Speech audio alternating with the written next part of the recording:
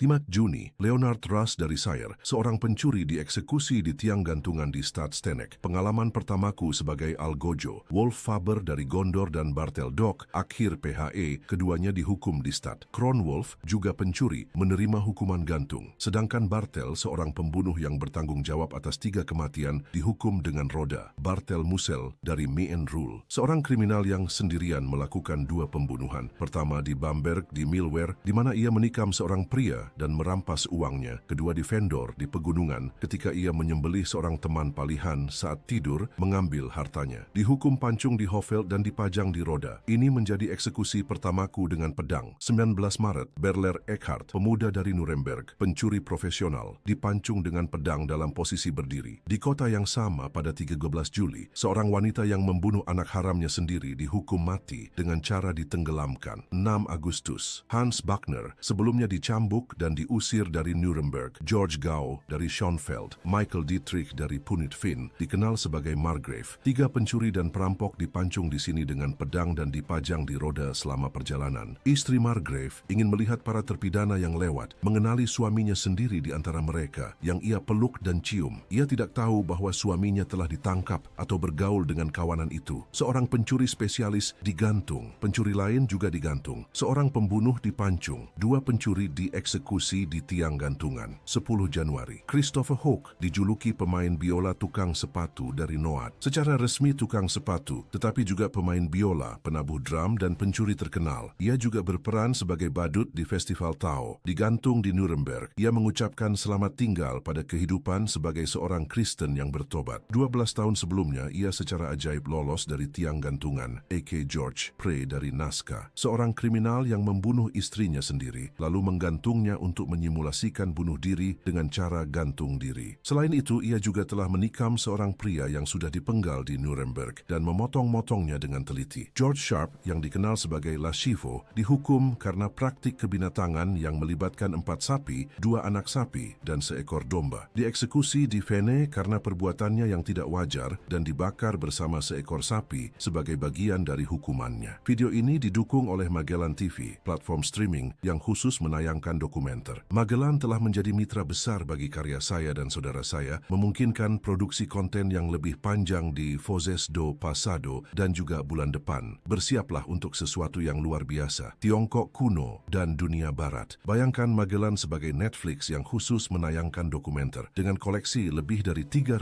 produksi berkualitas tinggi. Salah satu rekomendasi yang sangat cocok dengan konteks ini adalah serial kejahatan yang mengguncang sejarah, yang mengeksplorasi kasus-kasus pelanggaran mengejutkan sepanjang abad. Dan masih ada lagi, manfaatkan penawaran eksklusif, diskon 30% untuk langganan tahunan. Dengan kurang dari 350 per bulan, Anda mendapatkan akses ke konten selama setahun penuh, bahkan jika sudah berlangganan. Cukup kunjungi tautan dalam deskripsi untuk mengklaim diskon Anda hari ini. Terima kasih atas dukungannya. 20 Februari, Catherine Brooklyn lahir di Birkenstock, dulunya dikenal sebagai Starlet, KRA, orang asing yang sama yang pernah diusir ayahku dari Preske dengan cambukan, bergabung dengan penjahat dan kriminal, membentuk kelompok 16 orang yang meneror masyarakat dalam kegelapan malam. Korban-korban mereka diikat, disiksa, dipukuli, dan dimutilasi. Selain uang mereka dirampas dan pakaian mereka dicuri, mereka dipenggal dengan pedang di Nuremberg. Seharusnya dia dieksekusi pada hari yang sama, 12 minggu sebelumnya, tetapi berhasil menunda eksekusi dengan mengaku hamil, sebuah kebohongan yang keterlaluan. Anna Bibien dari Augsburg, sebelumnya diusir dari Berg dan ditandai dengan besi panas di wajahnya, membakar lumbung di FarmCon di LA pada hari Santo Yohanes Pembaptis. Semua ini terjadi karena kehilangan tas yang dia yakini dicuri. Dia dipenggal di Lauf, tubuhnya dibakar dan kepalanya dipajang di tiang gantungan seperti dinyatakan. Dia juga mengaku hamil dengan harapan menunda hukuman, tetapi itu adalah kebohongan lagi. Kemudian datang Logo dari Geisel, dijuluki si anak gemuk, Logo P dari Herda, Kilian Fair dari Fernspark dan Schroer, serta Hensler Klopfer, 5 pencuri yang bersama Mary yang sembrono dan Kate si petani yang sudah dieksekusi melakukan perampokan dan pencurian. Mereka semua pernah diusir dengan cambukan dan dipasung 10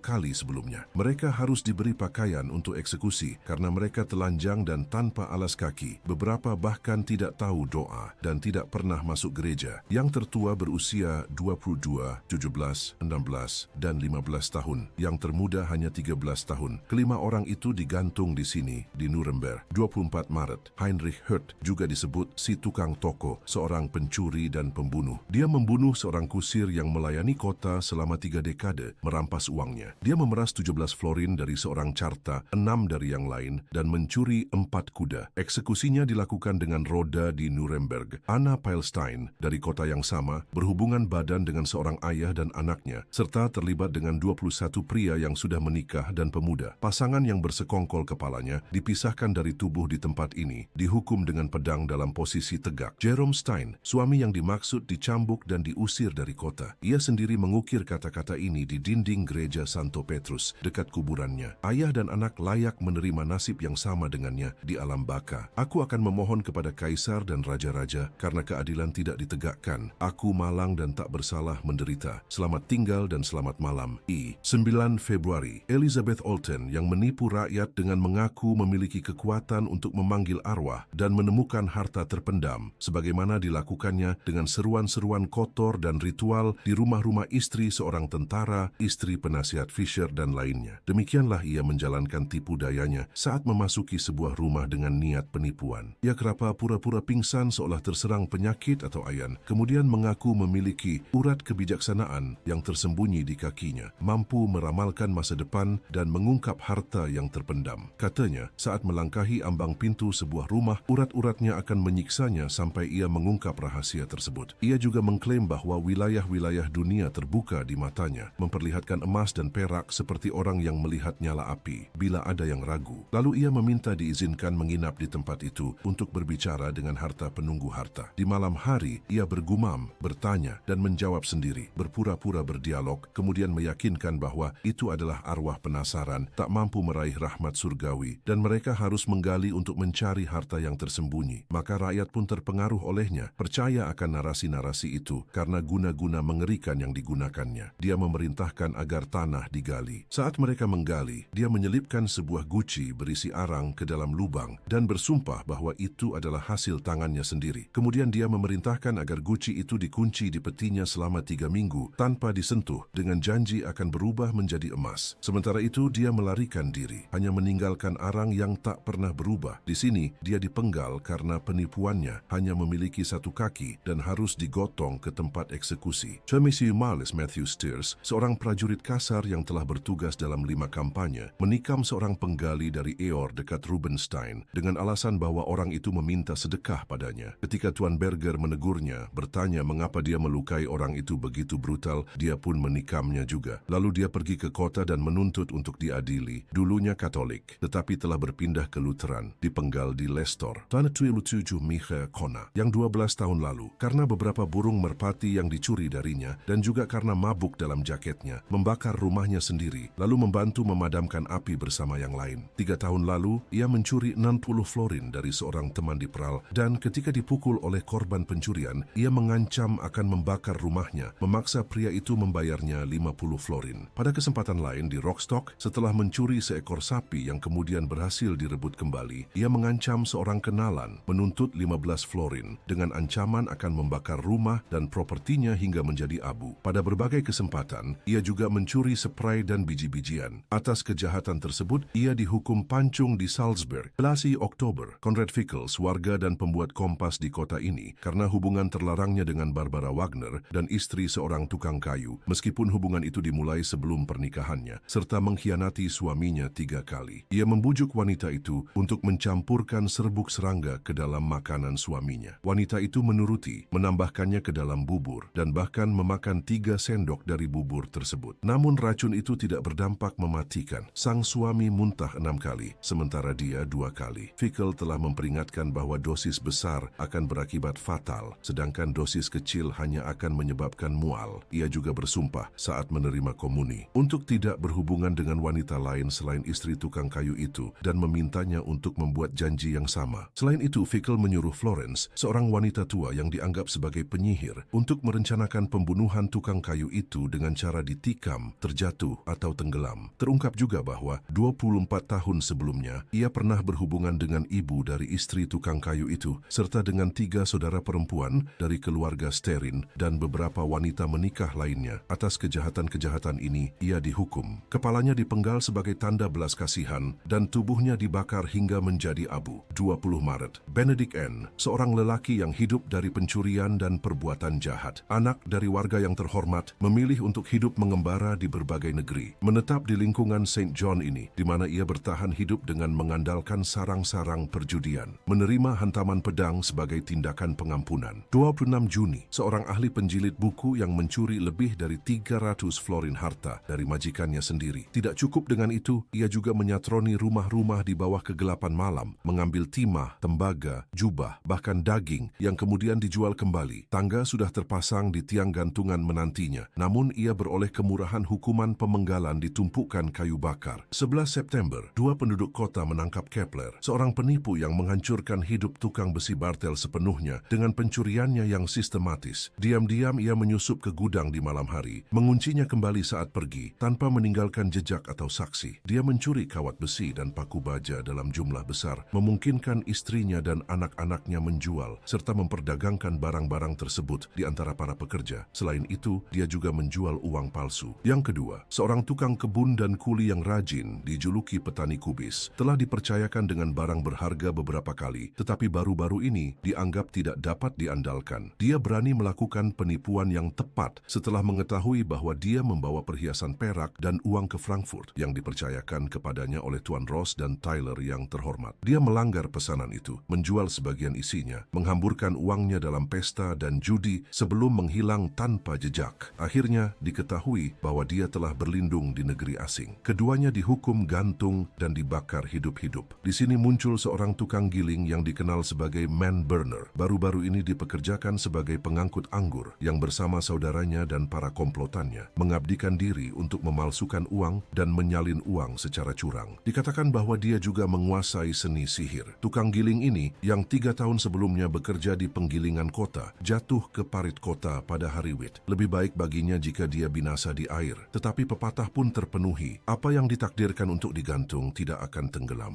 Inilah hukuman terakhir yang aku, Tuan Franz, laksanakan.